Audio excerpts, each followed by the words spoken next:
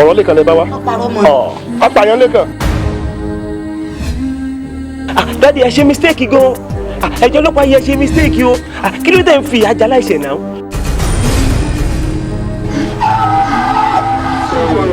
Mo kàn mọ̀ ní pé ó ń jakoro okú ni. Kí ló ṣe? Ìjò ló sàn. Ṣé wàá gbà tẹ́ fún ọlọ́run ṣe ti ẹ̀ ṣàánú kúlẹ̀ àbí àmọ́ ẹ wá mẹ́mi ti ẹ̀ dá légbodò ṣé ẹ fẹ́ máa tàn pa sí ṣé ẹ fẹ́ túbọ̀ dìrẹ̀ tàbá yìí. Ọdún sáré títí ọdún ò lè kọ́dún oṣù ní gbẹ̀rẹ̀gbẹ̀rẹ̀ oṣù ò lè kóṣù lọ́nà. My name is Inspector PC. I'm from Olowombo Police Station. You are under arrest.